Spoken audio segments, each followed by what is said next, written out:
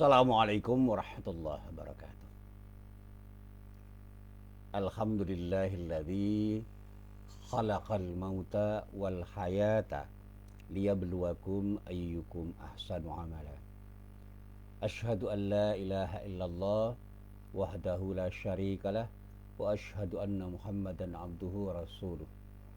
Allahumma salli wa sallim ala nabiyyina Muhammad wa ala alihi wa sahbihi wa man wala. Amma ba'd. Para jamaah yang dirahmati Allah, alhamdulillah kali ini kita bisa bertemu lagi, dan sekali lagi kita berharap mudah-mudahan setiap pertemuan kita, termasuk pertemuan kita pada pagi hari ini, benar-benar menjadi pertemuan yang mendapatkan ridho dari Allah Subhanahu wa taala. Amin. Para jamaah yang dirahmati Allah, ketika saya belajar ilmu Al-Quran, ada materi yang disebut dengan amsalul Quran, perumpamaan-perumpamaan di dalam Al-Quran. Di antara sekian banyak penjelasan itu dinyatakan oleh para ulama, apa yang menjadi perumpamaan-perumpamaan dalam Al-Quran itu yang disebut amsal, itu ternyata mengandung pelajaran yang penting bagi manusia yang mau berpikir. Ada perumpamaan-perumpamaan yang terkait dengan peristiwa-peristiwa alam. Ada perumpamaan-perumpamaan yang terkait dengan kejadian seorang manusia dan kelompok manusia. Ada perumpamaan-perumpamaan yang terkait dengan binatang. Dan perumpamaan-perumpamaan yang lain yang merupakan metafor-metafor yang sangat indah, yang kemudian bisa kita jadikan sebagai pelajaran yang penting untuk diri kita sekarang ini dan di masa-masa yang akan datang. Termasuk di dalamnya ketika saya belajar tentang kisah-kisah di dalam Al-Quran, itu juga menjadi pelajaran yang sangat penting, karena peristiwa-peristiwa masa lalu itu pada saatnya akan bisa berulang. Kalau dalam bahasanya orang Jawa, kabeh kuwi iso dadi peristiwa, dadi kedadian sing ora tau leren. Istilahnya ada yang khasnya itu cokro manggilingan. Hidup itu seperti roda yang berputar. Jadi satu saat kita berada pada posisi di atas, satu saat pada posisi yang ada di bawah. Peristiwa-peristiwa masa lalu itu memang sudah terjadi, tetapi bisa terjadi dengan substansi yang sama yang dialami oleh orang lain dengan kejadian yang kejadiannya memang tidak sama persis, tetapi sebab yang melatar belakangnya dan akibat-akibatnya bisa sama substansinya. Ada orang yang durhaka kemudian mendapatkan azab dari Allah, ada orang yang taat kemudian mendapatkan rahmat dari Allah, ada orang sombong kemudian hancur, ada orang yang bersikap tawadhu atau rendah hati kemudian sukses, ada orang yang percaya diri kemudian berhasil melakukan sesuatu yang luar biasa, ada orang yang pesimis kemudian gagal di dalam hidupnya, dan macam-macam peristiwa-peristiwa yang terjadi itu diungkap oleh Al-Quran meskipun secara garis besar. Nah, pagi ini saya ingin mengungkap tentang perumpamaan yang terkait dengan laba-laba atau lebah. Saya mendapati keterangan bahwa di dalam Al-Quran itu ada sejumlah binatang yang menjadi perumpamaan. Ada binatang melata, ada semut, ada laba-laba, dan ada lebah.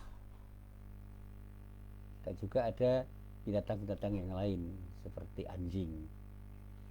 Dan di antara sekian banyak binatang itu, saya ingin mencoba mengungkap ada ketiga binatang yang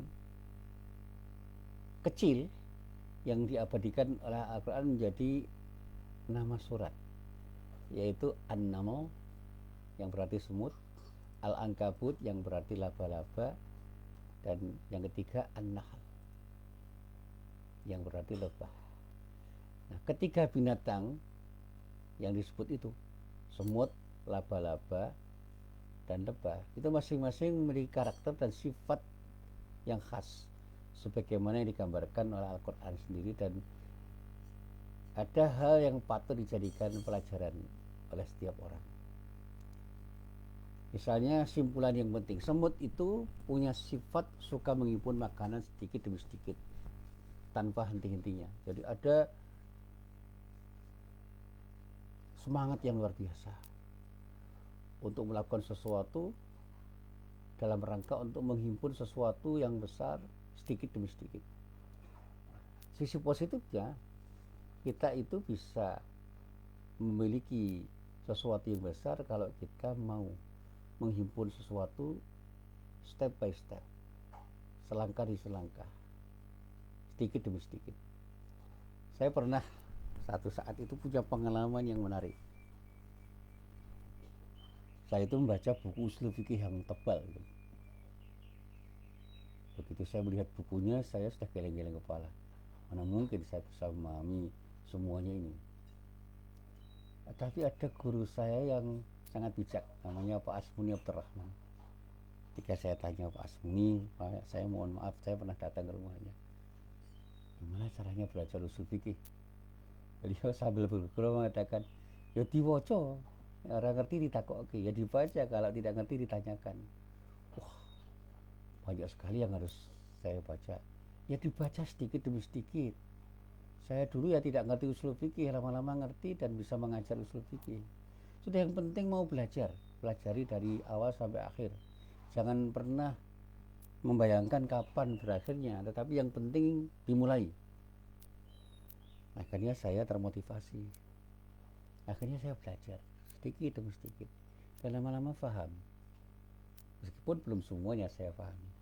Ketika saya sudah sedikit paham, tiba-tiba saya tertarik untuk membaca nalar usul fikih itu dari hal yang paling sederhana sampai yang paling rumit.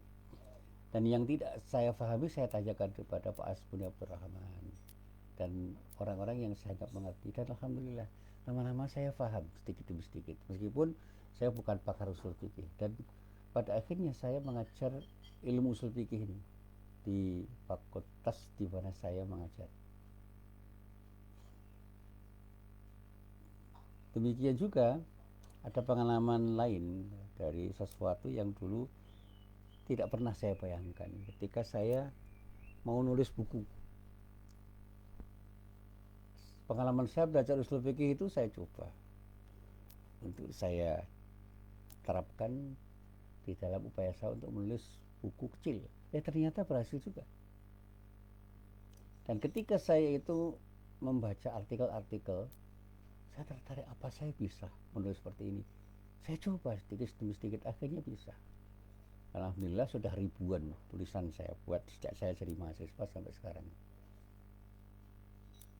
Dan sudah diterbitkan oleh media massa.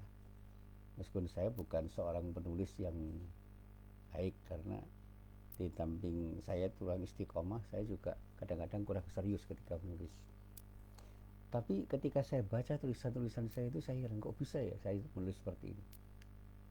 Nah, saya belajar ya semut. Semut itu memiliki sifat suka menghimpun makanan sedikit demi sedikit tanpa henti. Nah, konon binatang ini bisa menghimpun makanan untuk bertahun-tahun. Dan usianya itu tidak lebih dari 1 tahun. Jadi dia bisa mencukupi kebutuhannya dan bahkan lebih dari apa yang dibutuhkan.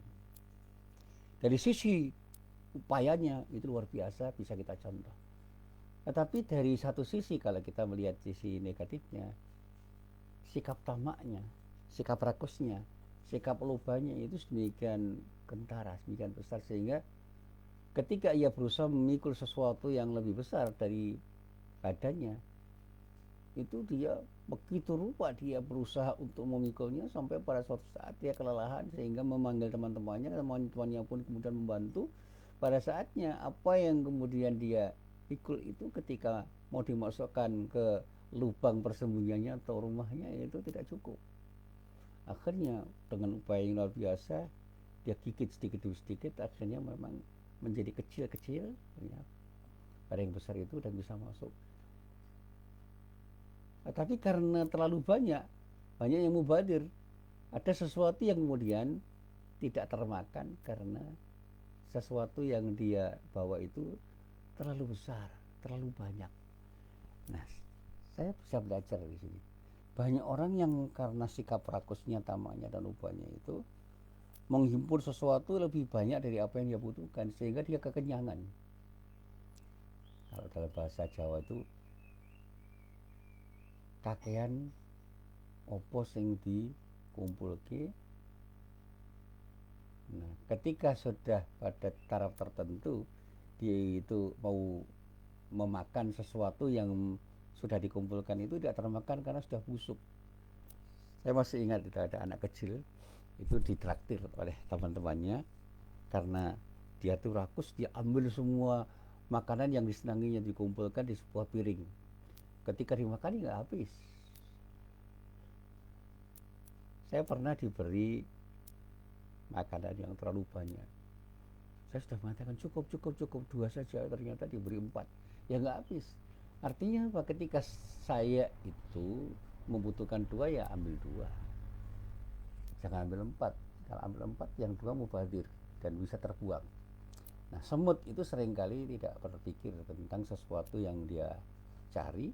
Yang penting mencari sebanyak-banyaknya sampai kemudian apa yang dia dapatkan itu sebenarnya bukan sesuatu yang dibutuhkan. Nah, sekarang saya belajar dari semut itu, sering tertawa melihat para koruptor itu. Korupsi sekian triliun itu taruh bahasa Jawa ngopo.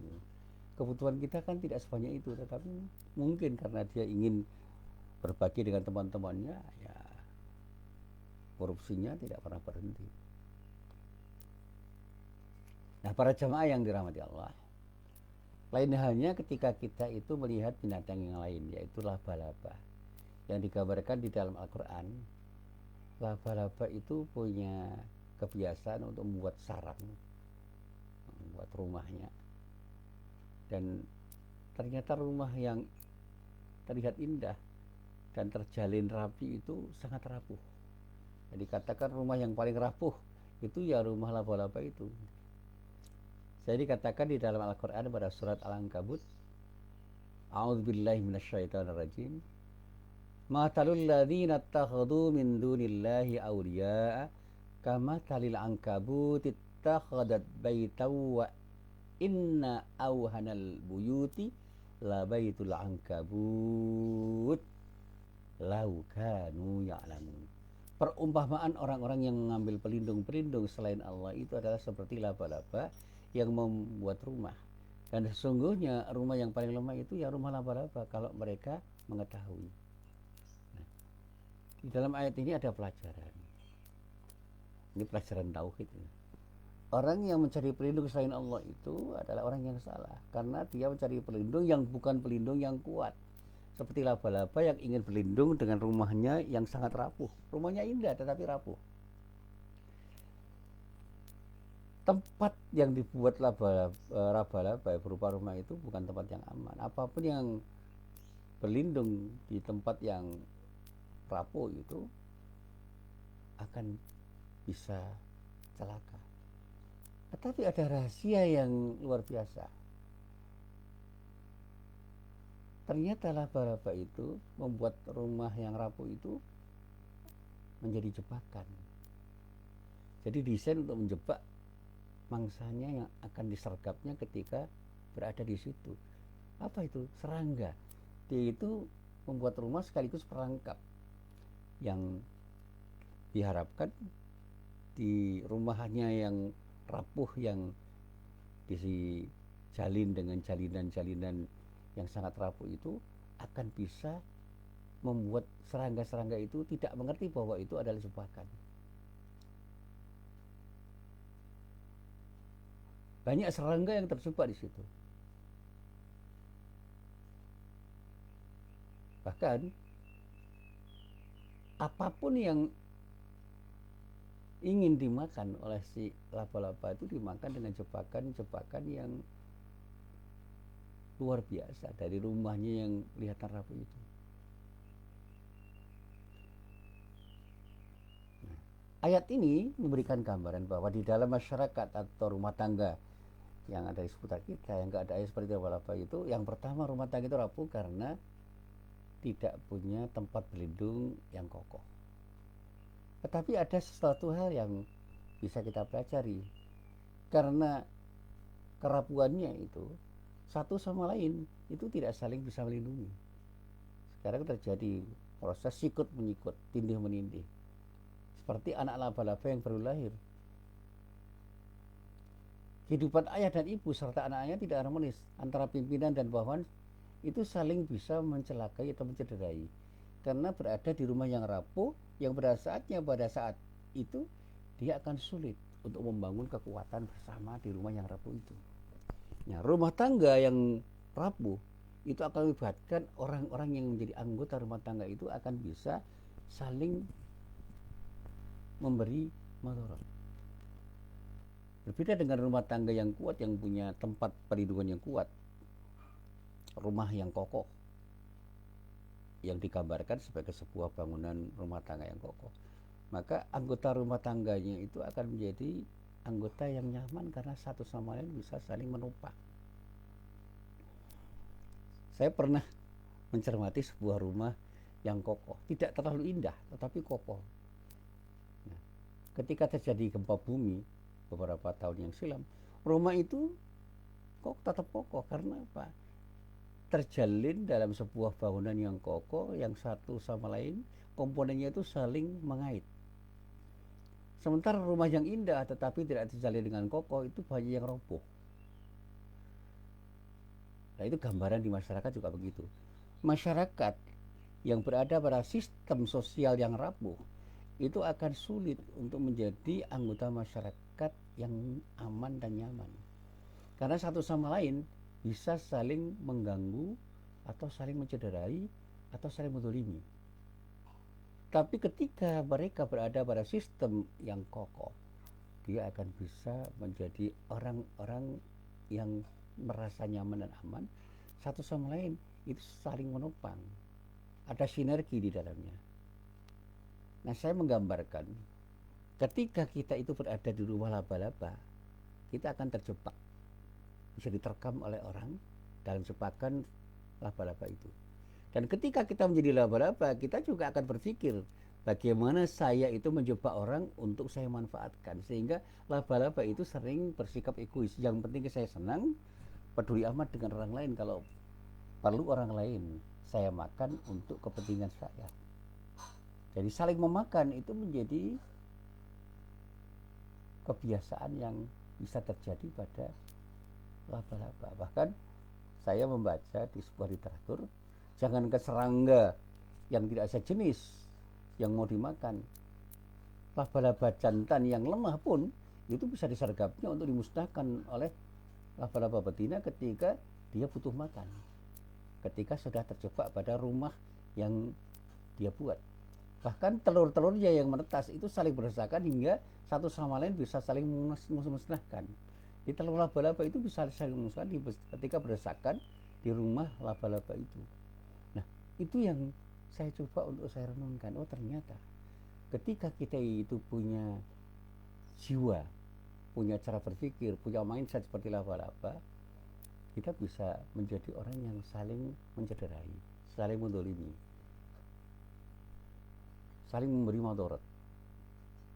Karena apa? Kita kadang-kadang terjebak pada sikap egois untuk mengatakan yang penting saya, yang lain kalau perlu saya korbankan untuk kepentingan saya. Nah, ini yang menjadi pelajaran penting. Nah, para jamaah yang dirahmati Allah, kemudian ada satu binatang yang lain yang disebut lebah. Lebah itu punya insting yang sangat tinggi yang oleh Allah digambarkan di dalam firman-Nya yang terdapat di dalam surah An-Nahl ayat 68 sampai ayat 69. Dikatakan di dalam ayat itu, wa auha rabbu ilan nahli anittakhidhi minal jibali buyutan wa minasyajari wa mimma ya'rishun.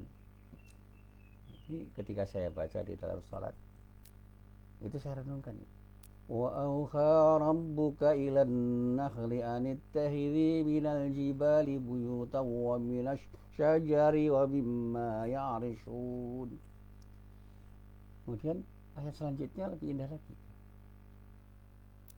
ثم كلي من كل الثمرات فاسلكي سبل ربك ذللا يخرج من بطونها شراب مختلف ألوانه فيه شفاء للناس إن في ذلك لآية لقوم يتفكرون. Dan Tuhanmu telah mewahyukan kepada lebah. Apa wahyunya? Ya, wahyunya kepada lebah itu, buatlah sarang-sarang di bukit-bukit, di pohon-pohon kayu, dan di tempat-tempat yang dibuat oleh manusia. Kemudian makanlah dari tiap-tiap macam buah-buahan dan tempuhlah jalan Tuhanmu yang telah dimudahkan bagimu. Nah, dari perut lebah itu keluar minuman berupa madu yang bermacam-macam warnanya. Di dalamnya terdapat obat yang menyembuhkan bagi manusia. Sesungguhnya pada yang demikian itu benar-benar terdapat tanda kebesaran Tuhan bagi orang-orang yang berpikir, yang memikirkan, yang bisa merenungkan maknanya. Nah, para jamaah yang dirahmati Allah, ayat ini beri pelajaran tentang apa dan siapa lebah. Lebah itu adalah binatang yang betul-betul bisa beri manfaat. Kepada siapa? Kepada siapa, termasuk pada manusia, dengan madunya. Saya sering mencermati sarang lebah itu indah sekali, dibuat berbentuk segi 6, kan 5 atau 4, agar tidak terjadi pemborosan dalam lokasi. Yang dimakannya itu bunga-bunga, kembang-kembang, dan tidak seperti semut yang menumpuk-numpuk makanannya. Lebah itu mengolah makanannya, dan hasil olahannya itu menjadi lilin dan madu yang sangat bermanfaat bagi manusia untuk dijadikan sebagai penerang dan obat. Lebah itu sangat disiplin, mengenal pembagian kerja, dan segala yang tidak berguna disingkirkan dari sarangnya. Ia tidak pernah mengganggu yang lain kecuali siapapun yang mengganggunya. Bahkan kalau ada yang menyakiti atau membuat dia terganggu, dia bisa menyengat dengan sengatan-sengatannya. Tapi sekali lagi, kalaupun dia menyakiti atau menyengat, sengatannya itu kalau kemudian diminum bisa menjadi obat. Sekarang ada terapi dengan sengatan lebah. Oleh karena itu wajarlah kalau Nabi Muhammad SAW mengibaratkan orang yang beriman itu dikatakan orang yang baik ketika dia bisa mencontoh lebah, sebagaimana yang pernah dinyatakan oleh Rasulullah Nabi Muhammad SAW, matalul mu'mini kama talin nahlah la ta'kulu illa tayyiban wa la tad'u illa tayyiban wa in waqa'at fi syai'in la taksar. Perumpamaan seorang mukmin adalah seperti lebah, ia tidak makan kecuali yang baik, tidak menghasilkan kecuali yang baik, dan bila berada pada suatu tempat itu tidak rusak, tidak merusak, dia tidak pernah punya tindakan yang merusak. Jadi tempat dimanapun lebah itu berada tidak dirusak oleh lebah itu. Inilah sabda Rasulullah yang dikutip oleh Imam An-Nasai dari sahabat Abu Razin Al-Uqaili radhiyallahu anhu pada Sunan An-Nasai, pada kitab Sunan An-Nasai juz 10 halaman 145, hadisnya nomor 11.214. Nah, para jamaah yang dirahmati Allah, belajar dari lebah ini luar biasa. Dalam kehidupan kita di dunia, kita bisa belajar dari lebah ini. Lebah itu adalah binatang yang mau memberi manfaat kepada orang, dan dia tidak mau mengganggu. Luar biasa itu. Ada sekelompok orang yang dia punya kemampuan untuk memproduksi sesuatu, dan dia tidak egois. Dia berpikir ada orang lain yang membutuhkan. Dan ketika sesuatu yang diproduksi itu dibutuhkan oleh orang dan diambil orang, dia tidak merasa kehilangan. Karena apa? Membantu orang lain itu merupakan kepuasan tersendiri bagi mereka. Orang yang seperti itu tidak pernah menjadi budak harta. tidak pernah rakus, tidak pernah musik, tidak gila-gila dengan kepentingan dunianya. Bahkan mereka selalu berpikir, apa yang bisa saya berikan kepada semua orang dengan kemampuan-kemampuan saya. Kalau kita itu melihat laba-laba, itu punya pribadi yang bisa mencederai orang. Kalau kita melihat semut, itu punya pribadi yang rakus, itu yang negatif. Tapi kalau kita berpikir tentang lebah, luar biasa. Manusia-manusia lebah itu adalah manusia-manusia yang tidak rakus, manusia-manusia yang tidak pernah berpikir untuk memberi mudarat kepada orang lain, tidak suka makan dan mengambillah orang. Kalau dia makan sesuatu yang bermanfaat dan tidak memberi mudarat. Ketika dia makan di seputar bunga yang dia hinggapi, dia tidak memakan bunga dan tidak merusak. Dia mengambil saripati yang ada di dalam bunga itu dan tidak menjadikan bunga itu rusak. Dan kalau dia itu berada di pohon dan bertengger di buah, dia tidak merusak buahnya. Dia mengambil saripati yang ada di buah itu. Itulah gambaran orang yang beriman yang baik, yang tidak memakan makanan yang haram, mengambil uang negara untuk kepentingan diri sendiri dengan korupsi, apalagi mengambil hak orang dan merugikan hak orang, merugikan orang lain. Dia selalu memberikan keuntungan pada apapun dan siapapun yang ada di sekitarnya. Dia makan sesuatu yang halal dan baik, dan pada saat dia memberi sesuatu yang halal dan baik pada orang, dan tidak pernah dia merasa rugi ketika apa yang dimilikinya itu dibutuhkan orang dan diambil orang dengan cara yang baik.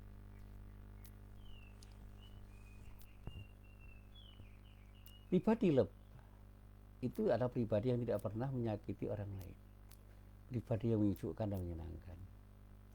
Ketika berada di sebuah tempat, dia tidak menjadi orang yang ngisruh dalam bahasa Jawa, tidak pernah menjadi orang yang mengacau, menyebabkan kericuan. Justru kehadirannya sangat diharapkan oleh orang banyak karena memberi manfaat. Oleh karena itu, saya selalu mengatakan, yuk kita belajar kepada lebah. Kita renungkan ayat-ayat tentang lebah, kemudian kita contoh sifat-sifat yang dimiliki oleh lebah itu. Jangan pernah mencontoh sifat semut dan laba-laba yang banyak memberikan contoh yang buruk pada diri kita, sehingga apa yang kita nikmati itu tidak memberikan mudarat pada orang lain, dan bahkan apa yang kita nikmati itu bisa memberi manfaat pada orang lain dan nikmati orang lain. Dan di dalam kehidupan ini, ketika kita punya kepedulian sosial yang tinggi, maka apapun yang diberikan oleh Allah sebagai kenikmatan, sebisa mungkin kita share, kita bagi pada orang lain, sehingga kita selalu bisa berbagi kenikmatan yang kita terima dari Allah untuk juga bisa menjadi kenikmatan bagi orang lain, sehingga kesenangan kita itu menjadi bagian dari kesenangan orang lain. Ketika kita menjadi suami, kesenangan kita sebagai suami itu kita share, menjadi sesuatu yang menyenangkan istri. Ketika kita menjadi istri yang menikmati sesuatu yang diberikan oleh Allah, berikan sesuatu yang nikmat itu juga kepada suami. Ketika kita sebagai orang tua, kenikmatan kita sebagai orang tua kita share, kita bagi kepada anak-anak kita. Dan ketika kita menjadi anak, kita share kenikmatan yang kita peroleh sebagai anak pada orang tua kita.